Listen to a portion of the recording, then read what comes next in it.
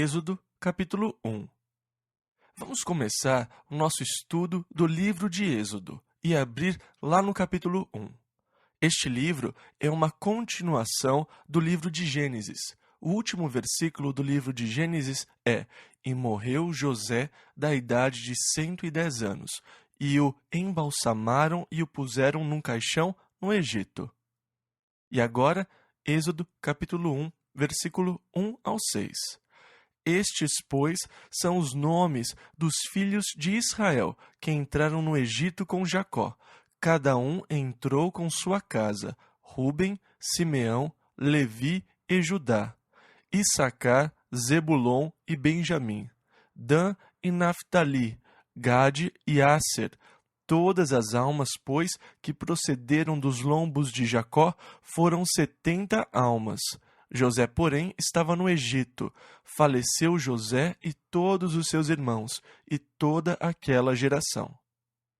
Nós podemos ver como a primeira parte do capítulo 1 de Êxodo, na verdade, é continuação do livro de Gênesis, que também foi escrito por Moisés. É interessante que os primeiros 5 livros de Moisés componham um sétimo de toda a Bíblia, e eles compreendem quase 2/3 do Novo Testamento. Agora, se Deus dedicou 1/7 do livro deste período da história para estudo, evidentemente, ele é básico e fundamental, e Deus quer que nós o conheçamos e o entendamos. E então, agora nós temos os nomes dos filhos de Jacó, que vieram com ele.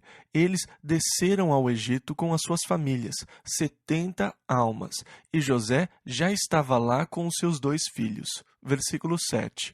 E os filhos de Israel frutificaram, aumentaram muito, e multiplicaram-se, e foram fortalecidos grandemente, de maneira que a terra se encheu deles. Os filhos de Israel frutificaram, aumentaram muito, multiplicaram-se, foram fortalecidos grandemente, a terra se encheu deles. Em outras palavras, ele quer dizer que houve uma explosão populacional entre os judeus no Egito. E realmente deve ter havido, pois das 70 almas que foram para lá, cerca de 300 anos depois da morte de José, no êxodo para Israel, eles eram cerca de 600 mil homens adultos, acima de 21 anos. E então, quando ele diz multiplicaram-se grandemente, foi exatamente o que aconteceu. Eles dobravam a população a cada 25 anos. E isso é praticamente o que está acontecendo com a população do mundo hoje. A população do mundo começou a dobrar a cada 25 anos, e então eles estavam tendo uma explosão demográfica como nós, dobrando a cada 25 anos. Versículo 8 ao 10. E levantou-se um novo rei sobre o Egito, que não conhecera a José, o qual disse ao seu povo: Eis que o povo dos filhos de Israel é muito, e mais poderoso do que nós. Eia, usemos de sabedoria para com eles, para que não se multipliquem, e aconteça que, vindo guerra, que eles também se ajuntem com os nossos inimigos e pelejem contra nós, e subam da terra. Agora, o faraó, na verdade, tinha receio de que eles deixassem a terra. Ele achava que, se houvesse outra guerra, os filhos de Israel iriam se aproveitar. Eles iriam lutar com os inimigos do Egito e depois deixariam a terra. E então, para impedir isso, versículo 11 ao 14. E puseram sobre eles maiorais de tributos, para os afligirem com suas cargas, porque edificaram a Faraó cidades armazéns, Pitom e Ramsés. Mas, quanto mais os afligiam, tanto mais se multiplicavam, e tanto mais cresciam, de maneira que se enfadavam por causa dos filhos de Israel. E os egípcios faziam servir os filhos de Israel com dureza, assim que lhes fizeram amargar a vida com dura servidão, em barro e em tijolos, e com todo o trabalho no campo, com todo o serviço em que os obrigavam com dureza. E eles começaram a afligi-los, oprimindo-os, dando-lhes cargas mais pesadas, tornando a vida deles mais difícil e mais infeliz. Tiranizando-os com trabalho escravo. Tudo o que eles faziam era com muita dureza. Agora, é interessante que, sob essas condições, os filhos de Israel continuaram a se multiplicar e a crescer. Provavelmente, uma das coisas que mais enfraquecem uma nação é a prosperidade. As nações parecem se tornar mais fortes e crescer sob a adversidade. O mesmo parece ter acontecido na igreja. No começo da história da igreja, houve dura perseguição por parte do governo romano. A igreja cresceu muito rapidamente naquele período. Quando a igreja começou a ficar próspera, o cristianismo começou a se tornar uma religião aceita, quase uma religião do Estado. Na verdade, em muitos lugares, ela se tornou a religião nacional, e naqueles lugares a religião enfraqueceu. A prosperidade tem a tendência de debilitar o povo, enquanto a adversidade tem a tendência de fazer o oposto, de torná-lo mais forte. E então o faraó, na sua tentativa de enfraquecê-los com fardos pesados e a dureza do trabalho, fazendo-os trabalhar com pedras e tijolos, ele não conseguiu o efeito desejado de enfraquecê-los, mas, na verdade, ele apenas os tornou mais fortes. Todos eles ficaram em excelente preparo físico. Versículo 15 ao 22. E o rei do Egito falou às parteiras das hebreias, das quais o nome de uma era Sifrá e o da outra Puá. E disse: Quando ajudardes a dar à luz as hebreias e as virdes sobre os assentos, se for filho, matai-o, mas se for filha, então viva. As parteiras, porém, temeram a Deus e não fizeram como o rei do Egito lhes dissera. Antes, conservavam os meninos com vida. Então o rei do Egito chamou as parteiras e disse-lhes: Por que fizestes isto, deixando os meninos com vida? E as parteiras disseram a Faraó: É que as mulheres hebreias não são como as egípcias, porque são vivas, e já têm dado à luz antes que a parteira venha a elas. Portanto, Deus fez bem as parteiras, e o povo se aumentou e se fortaleceu muito. E aconteceu que, como as parteiras temeram a Deus, ele estabeleceu-lhes casas. E então ordenou Faraó a todo o seu povo, dizendo: A todos os filhos que nascerem lançareis no rio, mas a todas as filhas guardareis com vida. E então, primeiro de tudo, o faraó procurou eliminar os meninos, ordenando às parteiras que os matassem na hora que eles nascessem.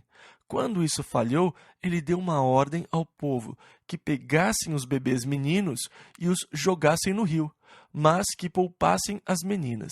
Sem dúvida, elas se tornariam servas e escravas. E aqui há um problema evidente, que é a mentira das parteiras. O faraó as repreende. Como ousam não obedecer às minhas ordens? E elas dizem: bem, elas têm muita energia, elas já deram à luz antes de nós chegarmos.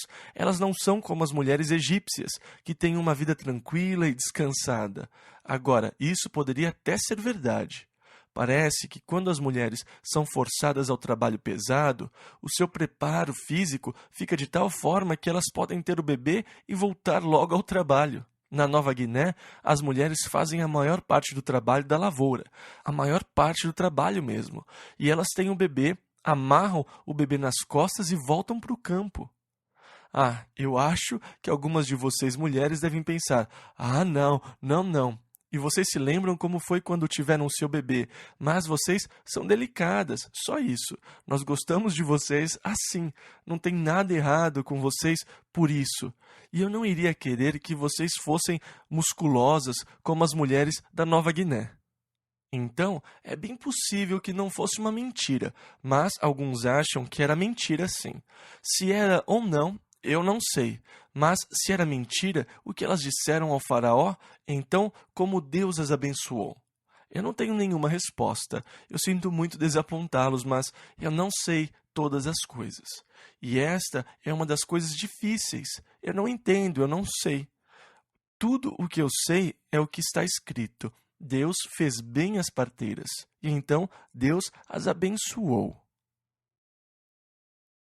Êxodo, capítulo 2, versículos 1 e 2.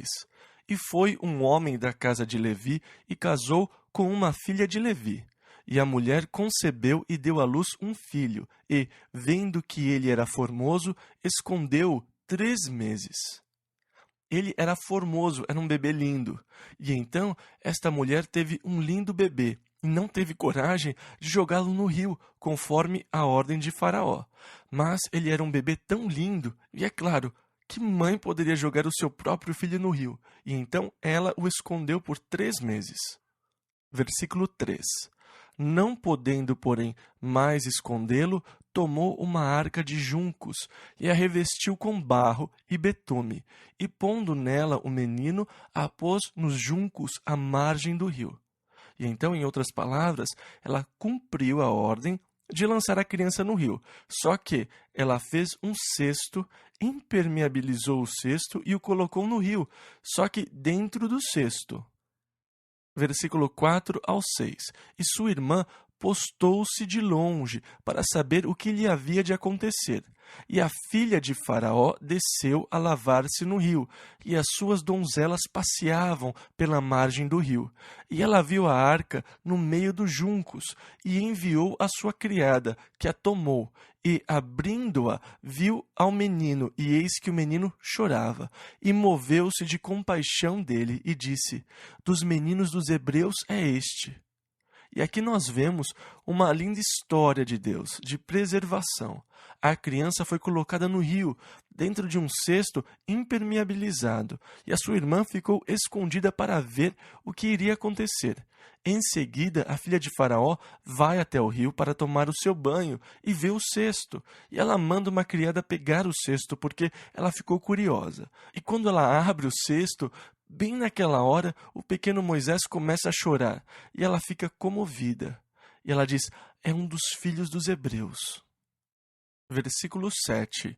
E então disse sua irmã, a irmã de Moisés, Miriam, que conheceremos melhor adiante. Ela apareceu. Ela disse à filha de Faraó: irei chamar uma ama das hebreias que crie este menino para ti?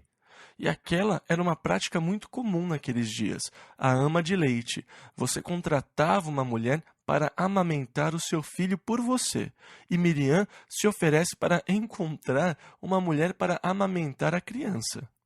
Versículo 8 ao 10. E a filha de Faraó disse-lhe: vai. Foi, pois, a moça e chamou a mãe do menino, a mãe de verdade de Moisés.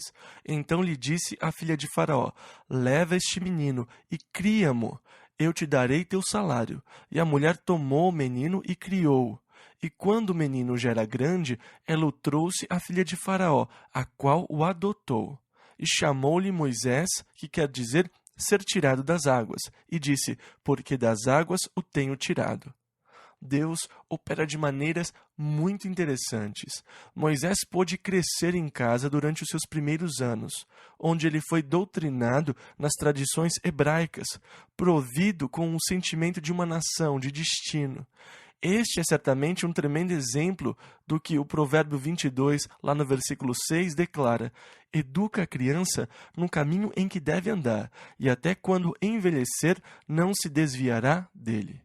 Porque nos anos de formação, Moisés recebeu um firme alicerce, forte o suficiente que foi capaz de resistir a todas as pressões dos anos de educação nas escolas egípcias. Não subestime o valor dos primeiros anos. Dizem que as mulheres judias, desde os primeiros momentos que o bebê está nos seus braços, sussurravam nos seus ouvidos: Jeová é Deus. E eu acho que é uma das melhores coisas que vocês, mamães, podem fazer, é sussurrar nos ouvidos dos seus filhos: Jesus ama você. Paulo escreveu a Timóteo e falou sobre como ele tinha sido instruído nas Escrituras por sua mãe e por sua avó, mulheres tementes a Deus. Que herança maravilhosa!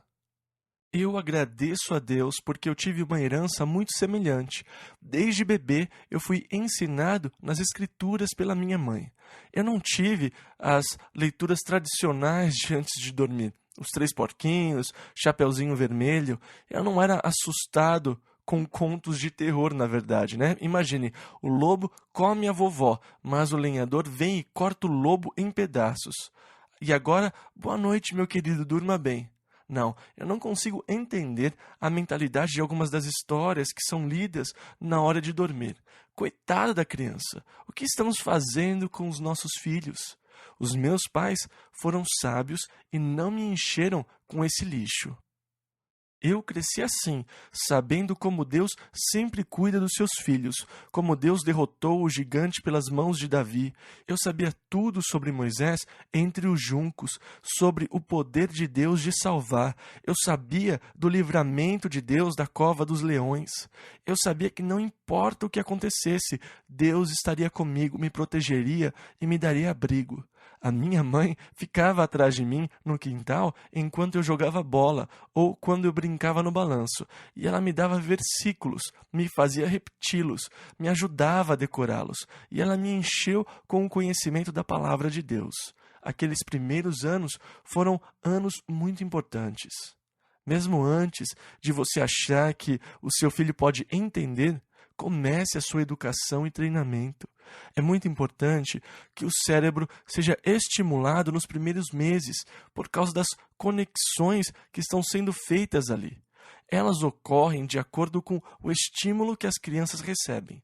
E então é por isso que dizem para colocar móveis coloridos nos berços, que tenham movimento para estimular o desenvolvimento das conexões durante aquele período crucial. Porque as suas futuras capacidades intelectuais serão diretamente proporcionais ao número de conexões que são feitas nos primeiros meses. Então, a mãe de Moisés fez um excelente trabalho. Deus até mesmo cuidou para que ela fosse paga por isso. E eu gosto do jeito que Deus opera. Então, em vez de perder um filho, ela o ganhou e ainda recebeu para amamentá-lo. Depois ela o levou à corte de Faraó e o apresentou, e depois ele foi educado nas escolas egípcias. Agora, em Hebreus, nós lemos que foi pela fé que ela colocou o cesto no rio. Pela fé, ela recusou a obedecer à ordem de Faraó, mas construiu o cestinho e colocou a criança nele.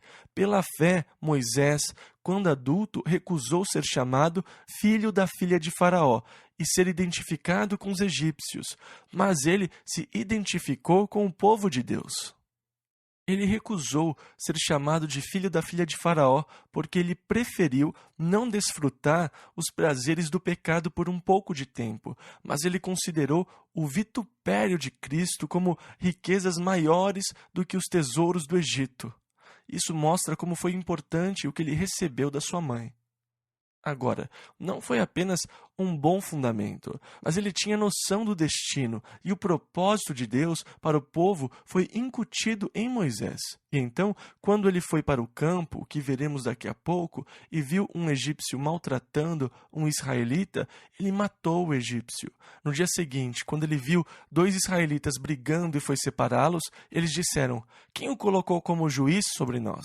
Você vai nos matar como matou o egípcio ontem?" E no discurso de Estevão, lá em Atos dos Apóstolos, nós lemos que Moisés achava que eles entenderiam que Deus o tinha destinado para ser o líder que os tiraria do cativeiro. Moisés achou que eles iriam entender isso. Ele tinha uma grande noção de destino, que recebeu nos seus primeiros anos. Vamos continuar aqui, versículo 11. E aconteceu naqueles dias, versículo 11 do capítulo 2, que, vendo Moisés já homem, saiu a seus irmãos e atentou para suas cargas, e viu que um egípcio feria a um hebreu, homem de seus irmãos. E então ele tinha identidade com o povo hebreu e não com os egípcios, e isso veio da sua primeira infância. Versículo 12, e olhou a um e a outro lado, e, vendo que não havia ninguém ali, matou ao egípcio e escondeu-o na areia. Alguns dizem que o seu erro foi olhar a um lado e ao outro lado, mas não ter olhado para cima. Nós sempre cometemos esse erro. Nós olhamos para um lado e para o outro e agimos, sem nos dar conta que Deus nos vê. Ele tentou esconder o que tinha feito, enterrando o egípcio na areia. Como eu disse, Moisés tinha noção do destino. De alguma maneira, talvez por causa da sua posição, mas ele achava que ele estava destinado a tirar o povo do cativeiro. Ele parecia ter noção ou consciência disso. Ele ficou surpreso quando eles não entenderam. O problema com Moisés foi que ele agiu na frente de Deus. Ele tentou fazer o que Deus queria, só que na habilidade e no poder da sua própria carne. Sabendo o que Deus queria, consciente dos propósitos de Deus, seu grande erro foi agir antes de Deus. Agora, esse é um erro que nós sempre cometemos. Nós sabemos o que Deus quer fazer, mas não esperamos por Ele, ou que Ele nos capacite. Nós fazemos, na força da nossa própria carne, o que nós achamos que Deus quer que seja feito. Mas eu quero que você veja como ele foi mal-sucedido por tentar fazer, nas forças da sua própria carne, o que Deus queria que fosse feito. Ele não conseguiu nem mesmo enterrar um egípcio. Agora, quando Deus faz, ele enterra o exército inteiro, o que mais tarde ele fez no Mar Vermelho. Nós devemos ser cuidadosos com o zelo que nós temos pela obra de Deus, quando nós começamos sem a unção e a direção do Espírito Santo. Se nós realizarmos os propósitos e a obra de Deus na capacidade das nossas forças e na energia da nossa carne, como Moisés, nós vamos terminar em fracasso. A obra do Espírito nunca pode ser realizada na habilidade da nossa carne. Para realizar a obra do Espírito, eu devo receber a unção, a capacitação e a direção do Espírito Santo. Muitos dos meus problemas surgem por causa do mesmo erro que Moisés cometeu. Eu tenho noção do que Deus quer fazer. Eu tenho consciência dos propósitos de Deus e eu tento realizá-los sem a condução, a direção, a ajuda do Espírito Santo. Eu vou na frente de Deus e toda vez que eu faço isso, eu estrago tudo, assim como Moisés. Ele escondeu o egípcio na areia. Versículo 13 ao 15. E tornou a sair no dia seguinte, e eis que 2 homens hebreus contendiam. E disse ao injusto: Por que feres a teu próximo? O qual disse: Quem te tem posto a ti por maioral e juiz sobre nós? Pensas matar-me como mataste o egípcio? Então temeu Moisés e disse: Certamente este negócio foi descoberto. Ouvindo, pois, Faraó este caso, procurou matar a Moisés. Mas Moisés fugiu de diante da face de Faraó, e habitou na terra de Midian, e assentou-se junto a um poço. E então, quando Faraó descobriu que Moisés tinha ficado do lado de um hebreu e não do de um egípcio, ele mandou matar Moisés. Mas ele fugiu para a área do Sinai, para a península do Sinai. Versículos 16 e 17. E o sacerdote de Midian tinha 7 filhas, as quais vieram tirar água, e encheram os bebedouros, para dar de beber ao rebanho de seu pai. Então vieram os pastores e expulsaram-nas dali. Eles ficavam recuados ali atrás, observando as moças tirarem água, e depois eles as expulsavam e davam a água para suas próprias ovelhas. E Moisés viu o que estava acontecendo. Versículo 17 ao 25. Moisés, porém, levantou-se e defendeu-as, e deu de beber ao rebanho. E, voltando elas a Reuel, seu pai, ele disse: Por que hoje tornastes tão depressa? E elas disseram: Um homem egípcio nos livrou da mão dos pastores, e também nos tirou água em abundância, e deu de beber ao rebanho. E disse às suas filhas: E onde está ele? Por que deixastes o homem? Chamai-o para que coma pão. E Moisés consentiu em morar com aquele homem, e ele deu a Moisés sua filha Zípora, a qual deu à luz um filho, a quem ele chamou Gerson, porque disse: Peregrino fui em terra estranha. E aconteceu depois de muitos dias que, morrendo o rei do Egito, os filhos de Israel suspiraram por causa da servidão e clamaram, e o seu clamor subiu a Deus por causa de sua servidão. E ouviu Deus o seu gemido, e lembrou-se Deus da sua aliança com Abraão, com Isaque e com Jacó. E viu Deus os filhos de Israel, e atentou Deus para a sua condição. Agora, entre os versículos 22 e 23, há um período de 40 anos. E isso não está no texto, mas esse período existe. Êxodo, capítulo 3. Versículo 1. E apacentava Moisés o rebanho de Jetro, seu sogro, sacerdote em Midian. E levou o rebanho atrás do deserto, e chegou ao monte de Deus, a Horebe. Agora, sem dúvida, a experiência de Moisés no deserto foi indispensável. Primeiro, enquanto ele esteve lá, ele aprendeu as características do lugar.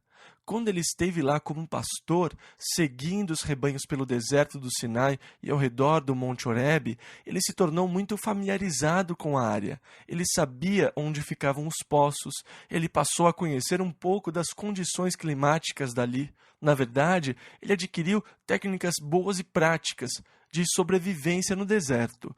Todas essas coisas lhes foram úteis no grande projeto que Deus tinha para ele, na condução dos filhos de Israel do Egito para a terra prometida. E então, ele ficou nessa escola de experiências práticas, de sobrevivência no deserto, que mais tarde mostraria ser muito conveniente. Versículo 2 ao 8. E apareceu-lhe o anjo do Senhor em uma chama de fogo do meio de uma sarça. E olhou, e eis que a sarça ardia no fogo, e a sarça não se consumia. E Moisés disse: Agora me virarei para lá, e verei esta grande visão, porque a sarça não se queima. E vendo o Senhor que se virava para ver, bradou Deus a ele do meio da sarça e disse: Moisés, Moisés, respondeu ele, eis-me aqui. E disse, não te chegues para cá, tira os sapatos de teus pés, porque o lugar em que tu estás é terra santa. Disse mais, eu sou o Deus de teu pai, o Deus de Abraão, o Deus de Isaque e o Deus de Jacó. E Moisés encobriu o seu rosto, porque temeu olhar para Deus. E disse o Senhor, tenho visto atentamente a aflição do meu povo, que está no Egito, e tenho ouvido o seu clamor por causa dos seus exatores, porque conheci as suas dores. Portanto, desci para livrá-lo da mão dos egípcios. E assim, Deus começou a falar com Moisés da sarça ardente. Primeiro de tudo, ele advertiu para que ele não chegasse mais perto. Ele lhe disse que tirasse os sapatos, pois ele estava em terra santa, e afirmou, eu sou o Deus de teu pai, o Deus de Abraão, de Isaque e de Jacó. Depois Deus disse, eu tenho visto, eu tenho ouvido, eu sei. Em hebraico está, visto, eu certamente vi, sabendo eu, certamente soube, ouvindo, eu certamente ouvi. É uma expressão enfática em hebraico. Deus declara que ele tem visto, que ele tem ouvido, que ele sabe. E estas são as características de Deus, enfatizadas por Jesus Cristo no Novo Testamento. O seu Pai vê, seu Pai ouve, o seu Pai sabe. Estas são as características de Deus que são sempre contestadas pelo incrédulo. Há algum conhecimento no Altíssimo? Como Deus sabe? E eles acham que podem se esconder de Deus. Eles zombam da ideia de orar. Mesmo assim, estas características são enfatizadas repetidamente por Jesus Cristo. Como seu Pai o ama, seu ouvido está aberto para o seu clamor, como ele vê, como ele ouve, como ele sabe. É mais do que isso. Ele diz, eu vim para libertar. Deus não apenas vê e diz, que coisa horrível, né? Que coisa terrível. Ele não ouve o lamento e diz, que pena. Mas ele faz algo a respeito. Às vezes, os nossos amigos mostram muita compaixão. Eles veem, eles ouvem, eles dizem, que pena, isso é terrível, muito triste, puxa vida. Mas o Senhor diz, eu desci para livrá-lo da mão dos egípcios. Versículos 8 e 9, e para fazê-lo subir daquela terra, a uma terra boa e larga, e uma terra que mana leite e mel, ao lugar do Cananeu, e do Eteu, e do Amorreu, e do Perizeu, e do Eveu, e do Jebuseu. E agora, eis que o clamor dos filhos de Israel é vindo a mim, e também tenho visto a opressão com que os egípcios os oprimem. E alguns de vocês já foram afligidos por outras pessoas. Já mentiram sobre vocês. Vocês já foram rejeitados. Vocês já foram feridos. e você pensa, ninguém sabe pelo que eu estou passando. Ninguém sabe o que está acontecendo. Ah, mas alguém sabe sim. Ele disse, eu também tenho visto a opressão com que os egípcios os oprimem. Versículos 10 e 11. Vem agora, pois, e eu te enviarei a Faraó, para que tires o meu povo, os filhos de Israel, do Egito. E então Moisés disse a Deus, quem sou eu que vá a Faraó e tire do Egito os filhos de Israel? Agora, 40 anos antes, Moisés teria ficado entusiasmado com o trabalho. Ele até pensava, eles certamente irão entender. Mas a experiência lhe trouxe uma grande frustração, e agora, 40 anos no deserto, surtiu um efeito extremamente suavizante no rapaz. Vocês lembram que Moisés era da tribo de Levi, e vocês se recordam, em relação aos levitas, que a profecia de Jacó sobre Levi dizia, maldito seja o seu furor, pois era forte, e a sua ira, pois era dura. A tribo de Levi era uma tribo esquentada. Moisés tinha a maldição do sangue quente nas suas veias, um temperamento irritável, colérico, e ele atacou o egípcio e o matou. Agora, 40 anos depois, o fogo foi apagado.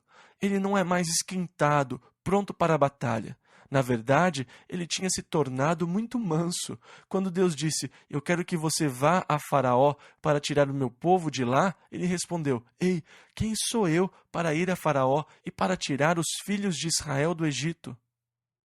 Versículo 11. Quem sou eu? E é uma pergunta interessante, né? Eu acho que todos os que são chamados por Deus provavelmente fazem essa pergunta. Quem sou eu, Senhor, para fazer isso? E eu acho importante que nós tenhamos noção da nossa falta de aptidão como instrumentos que Deus possa usar para a sua obra. Eu acho que Deus teve que levar Moisés a se sentir assim, mas Moisés foi um pouquinho longe. Quem sou eu? E Deus disse, versículo 12, certamente eu serei contigo, e isto te será por sinal de que eu te enviei. Quando houveres tirado este povo do Egito, servireis a Deus neste monte. Moisés estava no monte Horebe. Deus disse, quando você tirá-los da terra, vocês vão me adorar neste monte. Esta será a prova.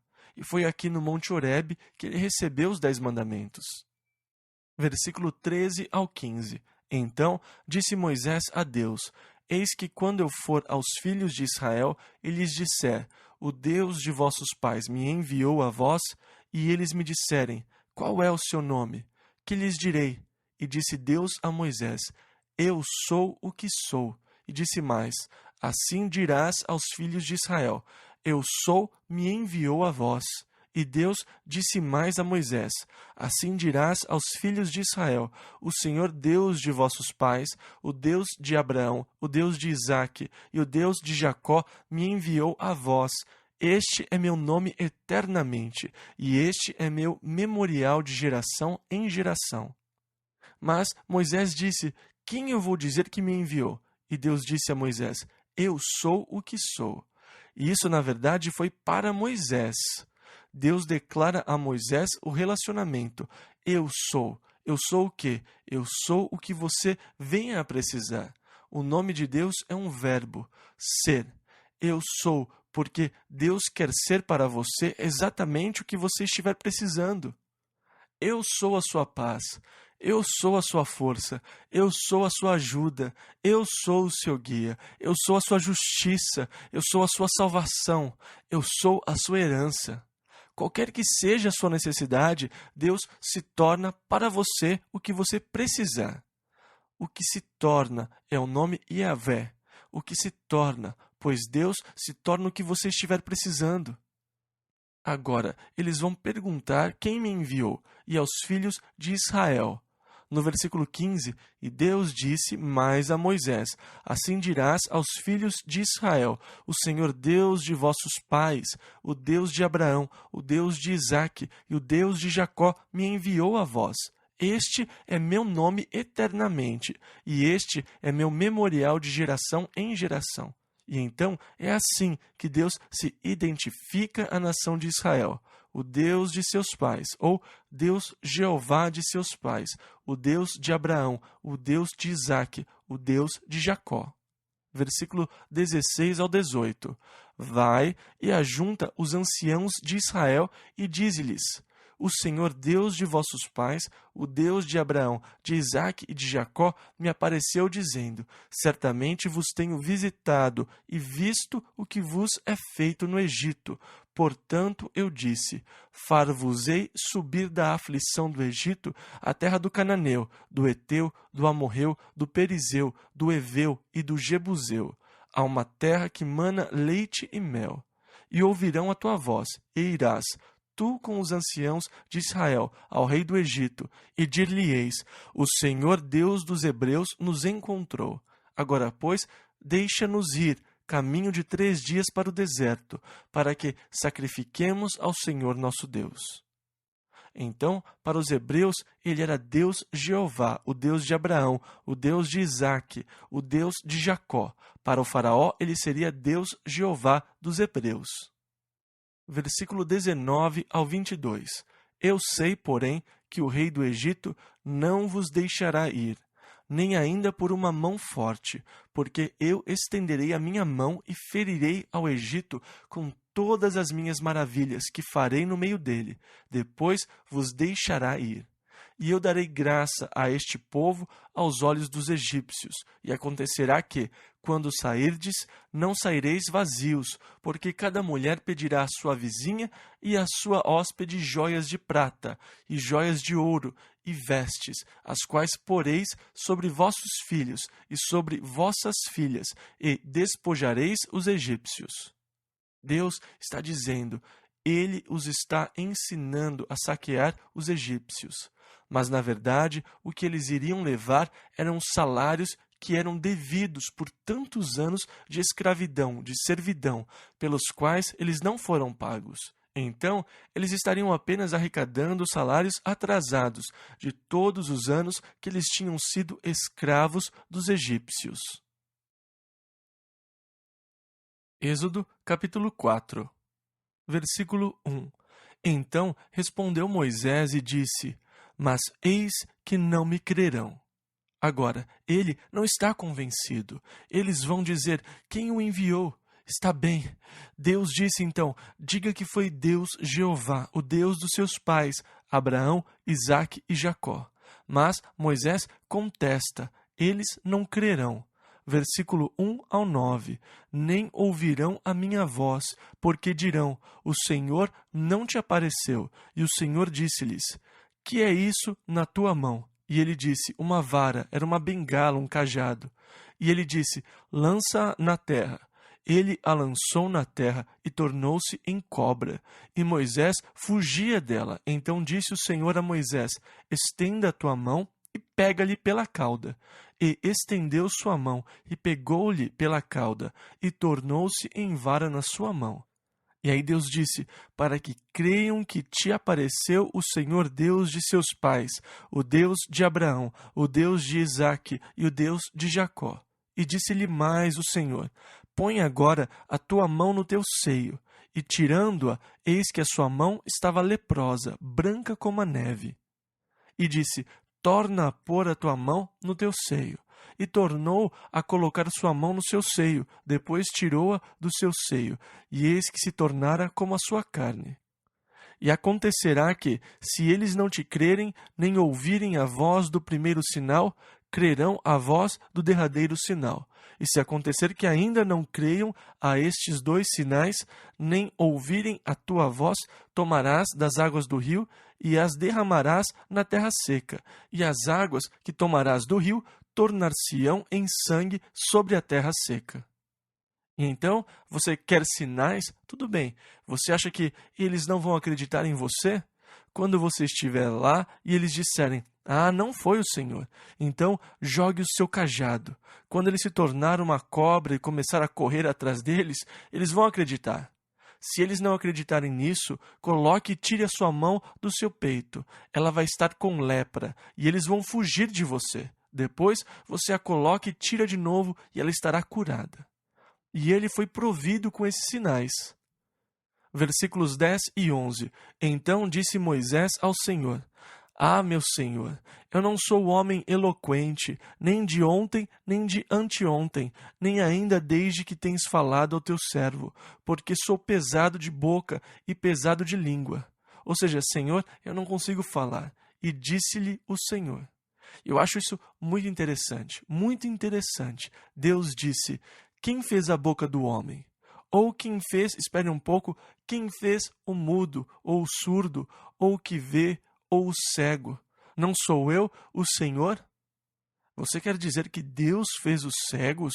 Deus fez cegos e mudos? Foi isso que Deus disse. Ele assume a responsabilidade. Agora, eu acho que essa é uma senhora responsabilidade.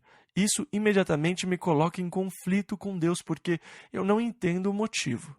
Por que Deus iria permitir que uma criança nascesse cega ou iria criar uma criança cega, como ele declara?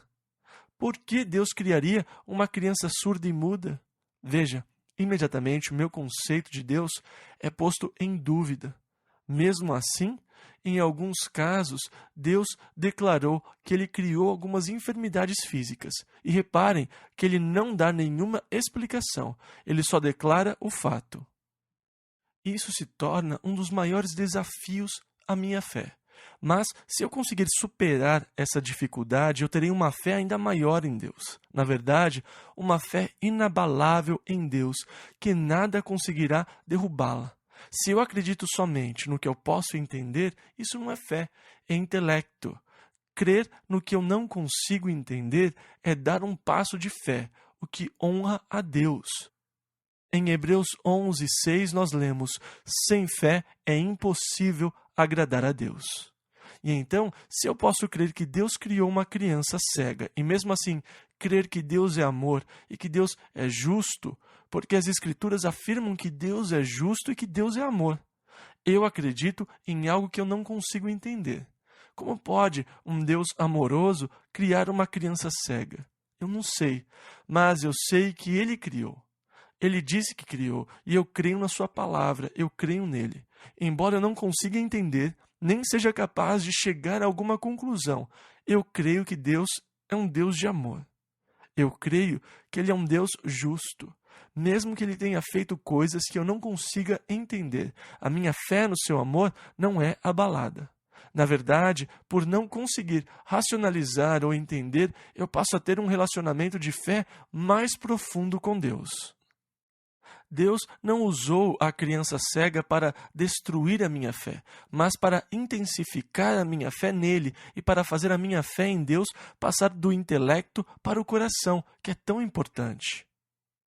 Agora, eu creio que se Deus criou uma criança cega, ou muda, ou com fibrose cística, ou com esclerose múltipla, ou qualquer uma dessas coisas, é porque ele tem um propósito. Eu não sou capaz de entender o propósito. O meu intelecto falha nesse ponto e eu tropeço intelectualmente. E, intelectualmente, quando eu tenho que me agarrar a alguma coisa, e eu me agarro à fé. Deus, eu creio. Deus, eu confio no Senhor, embora eu não entenda. Na verdade, a minha fé é mais profunda agora do que jamais foi. Eu creio que se Deus criou uma criança dessa forma, Ele tem um motivo e um propósito para que ela seja assim, mesmo que eu nunca venha saber o propósito. Eu posso adivinhar, eu posso supor, eu posso conjecturar o porquê. Talvez seja para que nós saibamos que este mundo não é perfeito, talvez para nos tirar da nossa complacência. Eu me lembro que nos anos da depressão, os coros mais cantados na igreja eram: eu serei feliz quando chegar o dia, eu serei feliz quando Jesus voltar, não haverá tristeza no amanhã de Deus, eu serei feliz quando Jesus voltar. Nos anos da depressão, eles ansiavam pela volta do Senhor, e durante os anos de guerra foi um corinho popular. Mas, depois da guerra, com a prosperidade do pós-guerra, o corinho morreu. Ele não era mais cantado. Senhor, espere um pouco, eu comprei uma casa nova, um carro novo, eu preciso de uma piscina agora. Espere mais um pouco, Senhor. Eu serei feliz se o Senhor esperar só um pouquinho. E as coisas estão indo tão bem, eu tenho um bom emprego e todas essas coisas. E agora, novamente, nós temos ameaças no horizonte com crise de energia. A vida não vai mais ser tão confortável. Você não vai poder encher o tanque e sair por aí a hora que quiser. Você não vai poder aquecer a sua piscina na temperatura alta como antes. Você não vai poder ligar o ar-condicionado tão frio como antes. A vida não vai ser tão confortável. Oh, eu serei feliz quando chegar o dia. E eu posso prever, então, um avivamento por conta disso. Ah, mas Deus, o Senhor não é um Deus de amor? Sim, mas a igreja estava ficando frouxa, complacente. A igreja estava acomodada e Deus teve que nos colocar em outro vaso. Ele teve que nos fazer entender que esta terra, este mundo, não é o nosso lar. Nós estamos aqui apenas de passagem. Deus não quer que fiquemos tão envolvidos com bens materiais, mas que os nossos corações estejam nas coisas do Espírito e no seu reino eterno. E então ele começa a nos mostrar como as coisas materiais podem ser levadas rápida e facilmente. De repente eu começo a procurar pelo que é mais essencial. Eu começo a querer o seu reino eterno. Quando eu vejo a doença, a incapacidade física, no meu coração eu penso, vem Senhor Jesus. Que chegue logo o dia que o cego verá a glória de Deus, que o aleijado vai pular de alegria, que o mudo vai cantar louvores a Ti, Senhor, que chegue logo o seu dia. E Deus declarou, eu os fiz. Eu não entendo, eu não consigo explicar, mas isso não altera a minha fé em Deus, e eu não deixo de crer que Ele é um Deus de amor e que Ele é justo. Eu não consigo explicar como, eu não consigo analisar racionalmente para você, porque isso não foi simplificado para o meu intelecto, e graças a Deus por isso.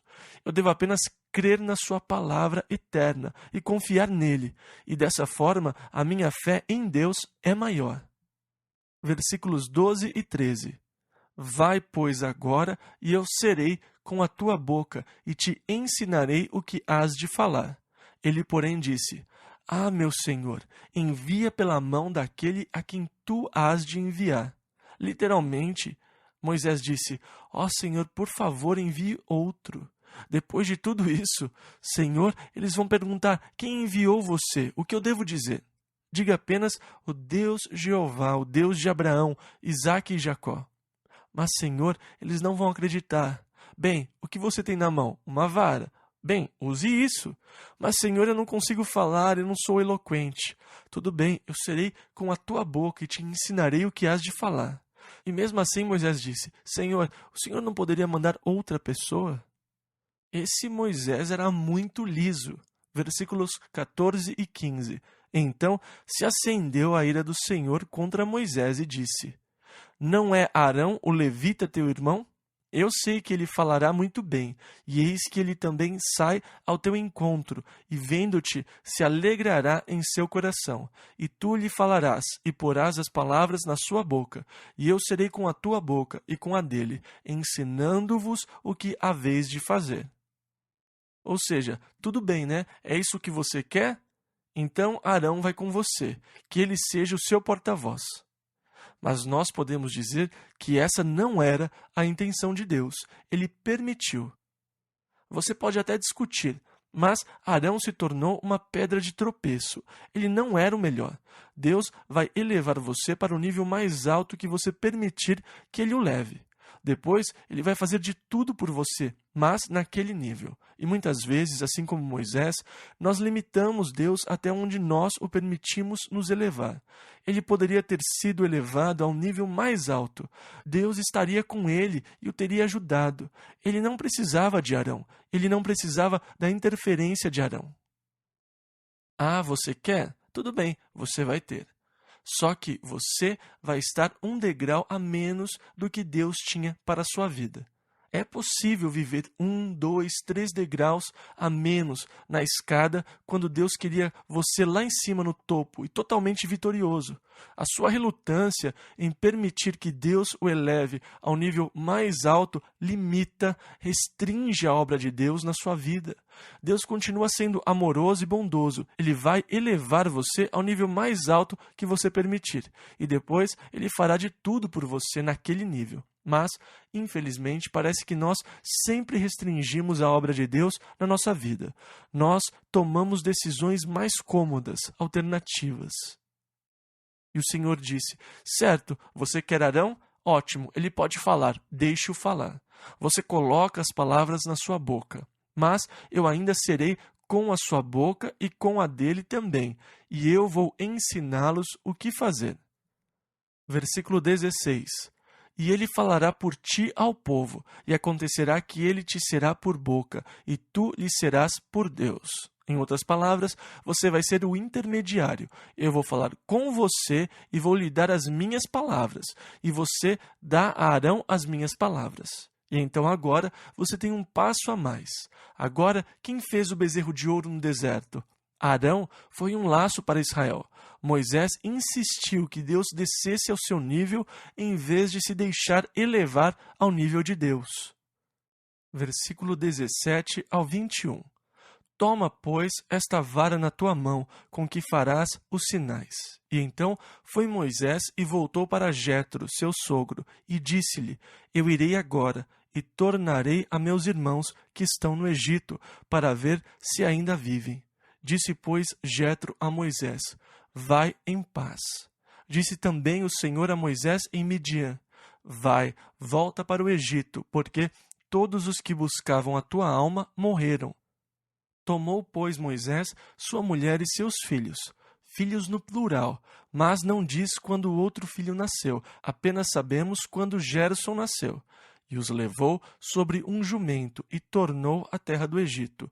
E Moisés tomou a vara de Deus na sua mão. E disse o Senhor a Moisés: Quando voltares ao Egito, atenta que faças diante de Faraó todas as maravilhas que tenho posto na tua mão, mas eu lhe endurecerei o coração, para que não deixe ir o povo. Agora, a palavra endurecer em hebraico é uma palavra que literalmente quer dizer firmar. Eu vou firmar o seu coração. Agora, quando nós virmos Moisés negociando com Faraó, e nós vamos ver isso na próxima semana, nós lemos: Faraó endureceu seu coração. Nós também lemos: o Senhor endureceu o coração de Faraó. São palavras diferentes em hebraico. O Senhor reforçou o coração de Faraó, ou o Senhor fortaleceu o coração de Faraó. Em outras palavras, Faraó endureceu o seu coração e o Senhor o firmou como estava. Deus o reforçou naquela posição. Ele fez a sua escolha e Deus o firmou na sua escolha. Você quer ser teimoso? Tudo bem. Eu vou firmá-lo na sua teimosia e depois você vai apanhar. E foi basicamente o que aconteceu. Você quer ser teimoso? Tudo bem. E Faraó endureceu seu coração contra o Senhor, e Deus o firmou na sua escolha. Tornou firme o coração de Faraó. Deus está declarando: eu vou firmar o seu coração. Ele não vai deixar o meu povo ir. Versículos 22 e 23. Então dirás a Faraó: Assim diz o Senhor: Israel é meu filho, meu primogênito, e eu te tenho dito: deixa ir o meu filho, para que me sirva, mas tu recusaste deixá-lo ir. Eis que eu matarei a teu filho, o teu primogênito. Agora, Deus disse: diga isso a Faraó: Israel é o meu filho, o meu primogênito, deixe-o ir para me adorar. E se você recusar, Deus vai matar o seu filho, o seu primogênito. Versículo 24. E aconteceu no caminho, numa estalagem, que o Senhor o encontrou e o quis matar. Isso é difícil de entender. O Senhor disse: vá ao Egito. Moisés está a caminho do Egito e Deus o encontra na estalagem e quer matá-lo? O que aconteceu? Eu não sei. Talvez ele tenha tido uma convulsão. Mas é interessante, a sua esposa sabia exatamente o que estava acontecendo. Eu acho que tinha uma contenda entre os dois por causa dos filhos. Veja, Deus tinha mandado circuncidar todo menino hebreu no 8º dia de vida. A circuncisão era um sinal da aliança entre o povo e Deus. Eles deveriam ser um povo que andasse segundo o Espírito, não segundo a carne. Por isso, o corte na carne. Era um ato simbólico, pelo qual o povo seria identificado como povo de Deus. E esse era o sinal da aliança com Deus. Agora, quando Moisés foi para Midian, ele se casou com Zípora, filha de Jetro, o sacerdote do lugar. E quando ele teve seu filho Gerson, ele deve ter dito: agora nós precisamos circuncidá-lo. Ela deve ter resistido. Você não vai mutilar o meu filho. E Moisés, vocês lembram, ele tinha sido quebrantado pelo seu fracasso e não fez questão. Ele não circuncidou o seu filho. Em vez de discutir com a sua mulher, ele apenas disse: tá bom. Ele agora era um cara manso e deixou para lá. Entretanto, ela sabia. Quando Deus encontrou Moisés e quis matá-lo, as Escrituras não dizem, mas ela imediatamente sabia o que estava acontecendo. Versículo 25. Então Zípora tomou uma pedra aguda e circuncidou o prepúcio de seu filho, e lançou-o a seus pés, e disse: certamente me és um esposo sanguinário. Em outras palavras, ela ainda estava zangada. Ela cedeu, mas mesmo assim mostrou a amargura que sentia em relação a esse assunto. Versículo 26. E desviou-se dele. Então ela disse: esposo sanguinário por causa da circuncisão. E então aqui estava Moisés indo tirar o povo da aliança de Deus da terra do Egito. Mas nem mesmo ele tinha cumprido o sinal da aliança nos seus próprios filhos. Por causa dessa falha de Moisés, Deus quis lhe mostrar que ele estava falando sério. A esposa de Moisés entendeu que Deus não estava brincando, mas ela culpou Moisés pela circuncisão e deu a impressão de ter ficado brava com ele. Versículo 27 ao 31. Disse o Senhor a Arão: vai ao deserto ao encontro de Moisés. E ele foi, e encontrou no monte de Deus, e beijou-o. E relatou Moisés a Arão todas as palavras do Senhor, com que o enviara, e todos os sinais que lhe mandara. Então foram Moisés e Arão, e ajuntaram todos os anciãos dos filhos de Israel. E Arão falou todas as palavras que o Senhor falara a Moisés, e fez os sinais perante os olhos do povo. E o povo creu, e quando ouviram que o Senhor visitava aos filhos de Israel, e que via a sua aflição, inclinaram-se e adoraram. E aqui está o livramento, e eles estão animados. Eles se curvam e adoram. Êxodo capítulo 5. Versículos 1 e 2. E depois foram Moisés e Arão e disseram a Faraó: assim diz o Senhor Deus de Israel: deixa ir o meu povo, para que me celebre uma festa no deserto. Mas Faraó disse: quem é o Senhor, cuja voz eu ouvirei para deixar ir Israel? Não conheço o Senhor, nem tampouco deixarei ir Israel.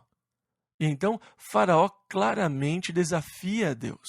Quem é esse Jeová para que eu deixe o povo ir? Eu não o conheço e não vou deixá-los ir. Versículo 3 ao 5. E eles disseram: o Deus dos Hebreus nos encontrou. Portanto, deixa-nos agora ir caminho de 3 dias ao deserto, para que ofereçamos sacrifícios ao Senhor nosso Deus, e ele não venha sobre nós com pestilência ou com espada. Então disse-lhes o rei do Egito: Moisés e Arão, por que fazeis cessar o povo das suas obras? Ide as vossas cargas. E disse também Faraó: eis que o povo da terra já é muito, e vós os fazeis abandonar as suas cargas. Ou seja, quem vocês acham que são, exigindo que eu os libere do trabalho? E vocês também, voltem ao trabalho. Versículos 6 ao 8. Portanto, deu ordem Faraó, naquele mesmo dia, aos exatores do povo e aos seus oficiais, dizendo: daqui em diante não torneis a dar palha ao povo, para fazer tijolos como fizestes antes. Vão eles mesmos e colham palha para si, e lhes imporeis a conta dos tijolos que fizeram antes. Nada diminuireis dela, porque eles estão ociosos. Por isso clamam, dizendo: vamos e sacrifiquemos ao nosso Deus. Ou seja, eles não têm muito o que fazer. Eles querem sair e sacrificar ao Deus deles. Então, lhes deem mais trabalho. Façam que eles produzam o mesmo número de tijolos, mas não lhes deem palha. Deixem que eles mesmos colham a palha. Versículo 9 ao 23. Agrave-se o serviço sobre estes homens, para que se ocupem nele e não confiem em palavras mentirosas. Então saíram os exatores do povo e seus oficiais e falaram ao povo, dizendo: Assim diz Faraó: Eu não vos darei palha, ide vós mesmos e tomai vós palha onde achardes, porque nada se diminuirá de vosso serviço. Então o povo se espalhou por toda a terra do Egito, a colher restolho em lugar de palha. E os exatores os apertavam, dizendo: Acabai vossa obra, a tarefa de cada dia, como quando havia palha. E foram açoitados os oficiais dos filhos de Israel, que os exatores de Faraó tinham posto sobre eles, dizendo estes: Por que não acabastes vossa tarefa, fazendo tijolos como antes, assim também ontem e hoje? Por isso, os oficiais dos filhos de Israel foram e clamaram a Faraó, dizendo: Por que fazes assim a teus servos? Palha não se dá a teus servos, e nos dizem: Fazei tijolos, e eis que teus servos são açoitados. Porém, o teu povo tem a culpa. Mas ele disse: Vós sois ociosos. Vós sois ociosos, por isso dizeis: Vamos, sacrifiquemos ao Senhor. E depois agora trabalhai. Palha, porém, não se vos dará, contudo, dareis a conta dos tijolos. Então os oficiais dos filhos de Israel viram-se em aflição, porquanto se dizia: Nada diminuireis de vossos tijolos da tarefa do dia no seu dia. E encontraram a Moisés e a Arão, que estavam defronte deles, quando saíram de Faraó, e disseram-lhes: O Senhor atente sobre vós e julgue isso, porquanto fizestes o nosso caso repelente diante de Faraó e diante de seus servos, dando-lhes a espada nas mãos para nos matar. E então, tornando-se Moisés ao Senhor, disse: Senhor, por que fizeste mal a esse povo? Por que me enviaste? Ou seja, Deus, eu falei que eu não queria vir, porque o Senhor me enviou? Porque o Senhor fez esse mal? Porque desde que me apresentei a Faraó para falar em teu nome, ele maltratou a este povo, e de nenhuma sorte livraste o teu povo. Agora, é interessante que quando arqueólogos descobriram a antiga cidade de Pitom, que é uma das cidades que os filhos de Israel edificaram para Faraó, vemos isso lá em Êxodo 1:11, eles encontraram paredes cujos tijolos das camadas inferiores tinham palha. Quando você chega a camadas mais altas da mesma parede, os tijolos têm palhas distribuídas de forma irregular sobre eles. E nas camadas superiores dos tijolos da mesma parede, há todo tipo de resto de palha, raízes, tudo misturado com os tijolos, o que são uma perfeita prova da história relatada em Êxodo. Nas paredes das ruínas de Pitom, você pode ver tijolos diferentes, porque as tarefas tinham sido dificultadas. Pois primeiro os egípcios se recusaram a lhes dar a palha, fazendo-os colher a própria palha. Depois eles disseram: Juntem tudo o que vocês puderem. E então, há raízes, ervas daninhas e tudo isso está nos tijolos da parte superior das paredes. E assim, uma grande prova desse capítulo de Êxodo está lá, hoje, para que os visitantes possam ver. Uma prova da palavra de Deus de que isso realmente aconteceu. Os problemas de Moisés com os filhos de Israel estão só começando. Eles são reclamões e resmungões desde o começo. E eles clamavam: Deus nos liberte. Então Deus manda um libertador e a primeira coisa que eles fazem é criar dificuldades. Eles vão continuar a criar dificuldades pelo resto da vida de Moisés. Eu realmente simpatizo com ele e com a tarefa de tirar o povo do Egito e de liderá-los no deserto. Nós lemos que Moisés foi ao Senhor e começou a desabafar as suas queixas. Senhor, por que o Senhor fez isso? Por que o Senhor me enviou, Deus? As coisas não estão nada melhor. Elas estão ficando pior desde que o Senhor me enviou. Elas estão muito pior. Quando você inicia uma obra de Deus, Satanás frequentemente lança tantas coisas no caminho que parece que tudo ficou muito pior e você pensa: gente, Deus realmente me disse aquilo? Ou Deus realmente me chamou? Satanás vai fazer de tudo para desanimá-lo, desde o começo de qualquer projeto de Deus que você iniciar. Você ficaria impressionado com quantos problemas podem surgir quando você assume um compromisso com Deus, quando você deseja servir ao Senhor. Não vai ser uma maravilha, um mar de rosas. Satanás vai fazer de tudo para desencorajar você. Muitas vezes as coisas parecem que vão de ruim a calamidade, porque pela fé você começou uma obra para Deus. Satanás fará de tudo para impedi-la, para que ela pare logo no começo. Ele fará de tudo para parar a obra de Deus que você tiver começado. E então, o segredo é continuar. Se Deus o chamou para essa obra, continue. Não desanime com as primeiras reações. Anos atrás, eu achei que Deus tinha me chamado para o ministério. Eu estudei, me preparei e passei 17 anos tentando ministrar. Mas eu me senti tão desanimado que eu pensei, bem, talvez Deus não tenha me chamado para o ministério. E muitas vezes eu estive prestes a largar tudo e desistir. E eu me candidatei a diversos trabalhos diferentes para largar o ministério e trabalhar em alguma coisa secular. Eu estava desanimado e cansado. Foram muitas lutas, muito esforço para sustentar a família, conciliar pessoas. O interessante é que logo após o meu maior período de desencorajamento, quando eu tinha acabado de renunciar ao ministério e dava estudos bíblicos nas casas, foi aí que Deus começou a me abençoar e a me ungir. Foi exatamente quando eu tinha um bom emprego e tinha um bom salário. Satanás vai fazer de tudo para desencorajar você. Ele vai fazer você duvidar do seu chamado. Ele vai te desafiar em todas as áreas. Se Deus o chamou, fique firme. Deus vai ajudá-lo a ir até o fim. Deus vai operar. Eu sei exatamente como Moisés se sentiu. Eu entreguei a minha carta de demissão para Deus tantas vezes. Cansei, chega, eu achei que o Senhor tinha me chamado para o ministério, mas, Senhor, nada acontece, eu estou cansado. E o Senhor disse, vá lá e volte ao trabalho, por que você está chorando? E então, na próxima semana, nós vamos ver os próximos 5 capítulos de Êxodo, e nós vamos ver como Faraó descobre quem é Jeová. Ele vai se arrepender de ter feito essa pergunta quando Deus acabar com ele.